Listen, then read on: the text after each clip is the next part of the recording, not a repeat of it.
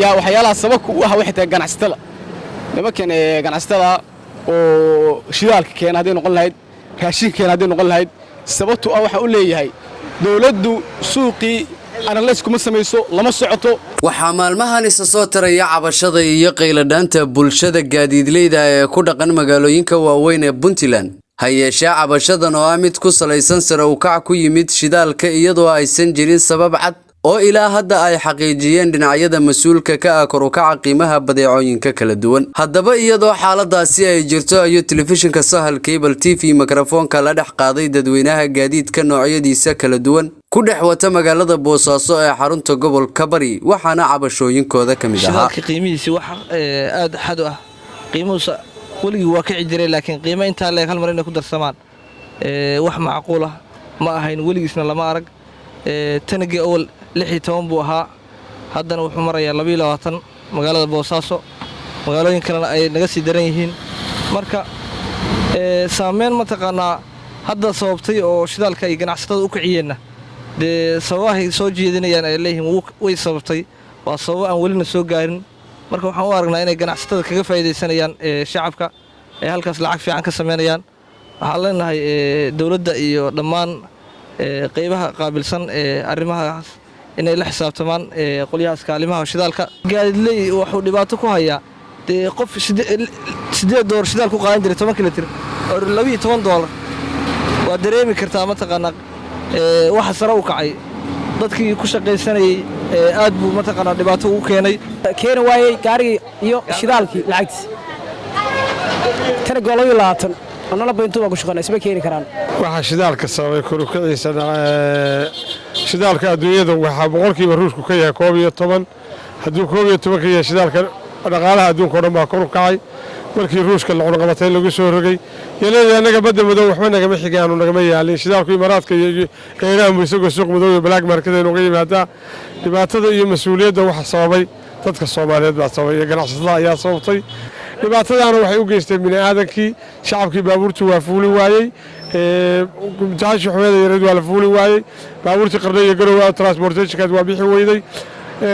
wax dadku dhaqaale ma haysto wax la production wax soo saar ma haystaan awalba xoogaa dhaqaalahoodii iyo lacagtoodii awal baa la curiyaamiyay oo ay noqotay shir Soomaaliga in la takhaluso haddana meelkii doolarka ahaa meesha ku haystaan waa ku fuuli kale waayeen baabuurtii dadkii safar waa geli laayahay waxa weeyaan dhibaatadana wax kamid ah oo mas'uuliyadda qaadaya dawladda maaha waa ganacsatada shidaalka kacay horta koonka ilaah baa maamula ilaah baana irsaaqa bil aadankuna haddii dunuubtooda badato ama macsadooda imtixaanaad baa imaanaya waxa kan imtixaanaad weeye laakiin waxaan leenahay ganacsatada shacabkiina u naxa haddaad $100 faa'iidi jirta ama $1000 faa'iidi jirta 500 faa'iid haddaa 100 faa'iidi jirta 50 faa'iido ummadda u naxariiso ummaddan abaarta haysata colaadaha iyo maaragtay sicir bararka kaashkiyo la waayay laakiin ummaddana ha garato ilaahay subxaanahu wa tacaala hadday u noqoto ilaahay subxaanahu wa tacaala wuu inaga qaadaya culayska bishii Shacbaan baa lagu jiraa Ramadaankii baa inoo soo socda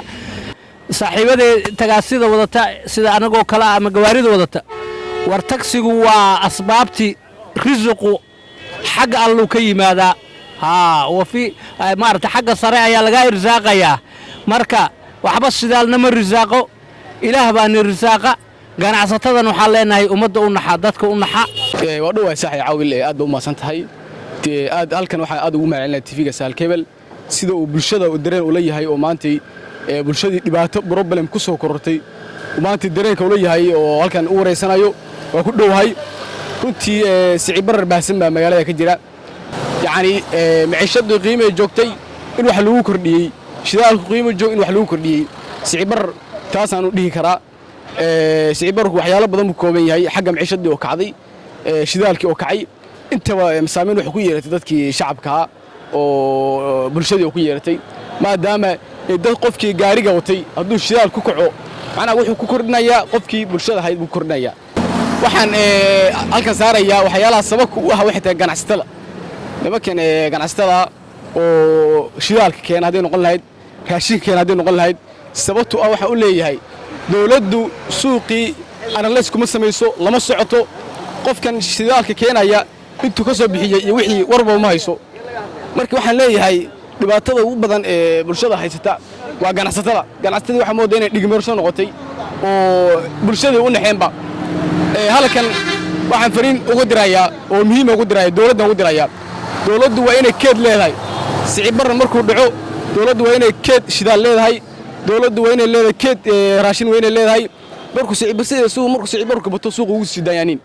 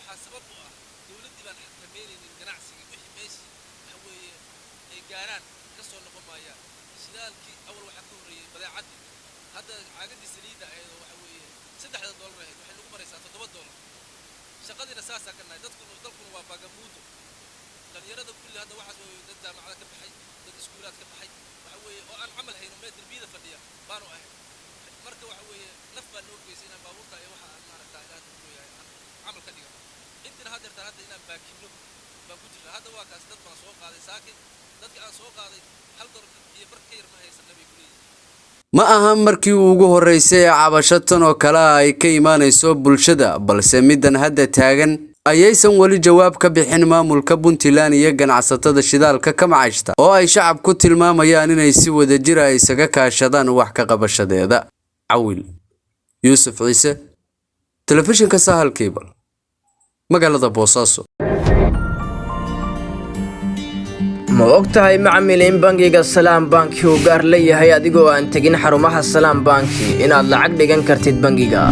haddaba macmiil si aad akoonkaaga lacag u dhigatid falna raac tilmaamaha soo socda.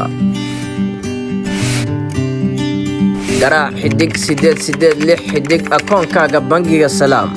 xidig lacagta aad dirayso kadibna afar gees. ku qor macluumaadkaaga faahfaahinta lacagta aad dhigaysid si aad u hesho tixraaca. geli lambar sireedkaaga sahalka si aad u dhigatid lacagta. wow, macmiil waad ku guulaysatay inaad dhigato lacag akoonkaaga. ku raaxayso oo isticmaal adeegyada Salaam Banki.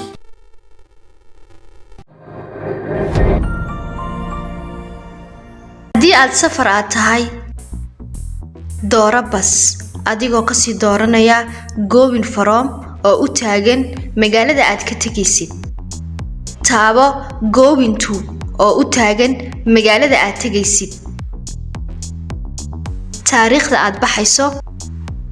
dooro shirkadda aad ku safraysid. ka sii dooro kursiga aad jeceshahay inaad ku safarto. geli magacaaga oo saddexan.